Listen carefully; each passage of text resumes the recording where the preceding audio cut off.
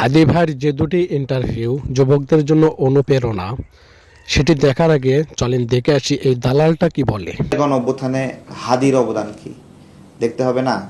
এই গণ অভ্যুত্থানের সময়ে, গণ অভ্যুত্থানের পরেও হাদি নামে কাকে মানুষ চিনত না। বাংলাদেশের সংকটে হাদিকে এদেশের মানুষ পায়নি।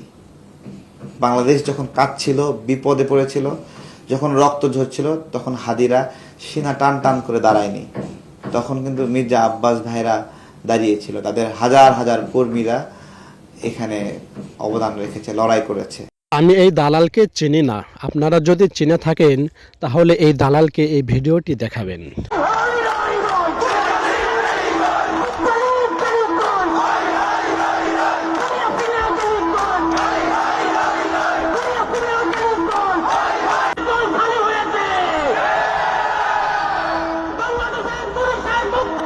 যাই হোক, দালালরা দালালি করতে করতে অন্ধ হয়ে যায়, এজন্য তারা সব জিনিস দেখতে পায় না। আচ্ছা, দালালের কথা বাদ দেন, আমরা এখন তেনার প্রথম ইন্টারভিউটা শুনে আসি। আগামী 50 বছর বাঁচলাম, কোনো ইম্প্যাক্ট তৈরি হলো না আমারে দিয়ে, দেশের জন্য, রাষ্ট্রের জন্য, উম্মার জন্য, জাতির জন্য। কিন্তু আমি ধরেন 5 বছর বাঁচলাম, সেটার মধ্য দিয়ে যদি আগামী 50 বছরের ইম্প্যাক্ট তৈরি হয়, তাহলে অনেকদিন বেঁচে থাকায় কি সাফল্যের বলেন?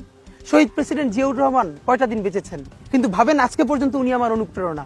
তো জিয়াউর রহমানের একটা ওনার গল্প মনে পড়ছিল, যিনি মাইলকে মাইল যখন হাঁটতেন, ওনার সাথে স্টাফদের পা ফুলে যেত, কিন্তু ওনার তো আর্মি ট্রেনিং আছে।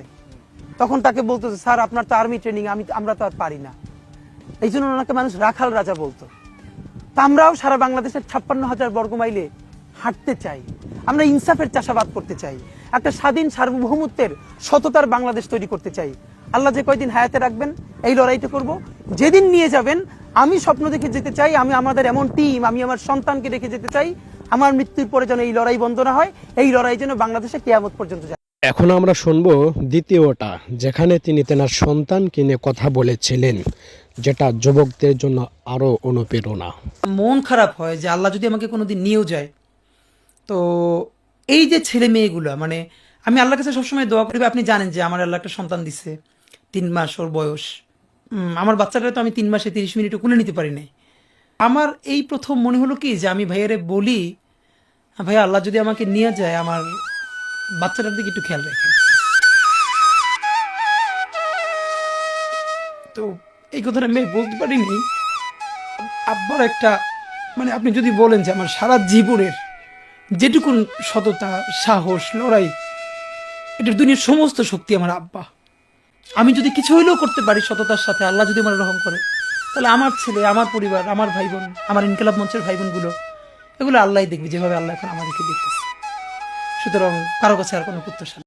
যাই হোক, সবাই হাদি ভাইয়ের জন্য দোয়া করবেন, যেন সুস্থ হয়ে জাতির কল্যাণ আবার কাজ করতে পারে। আল্লাহ তেনাকে সুস্থতা দান করুক।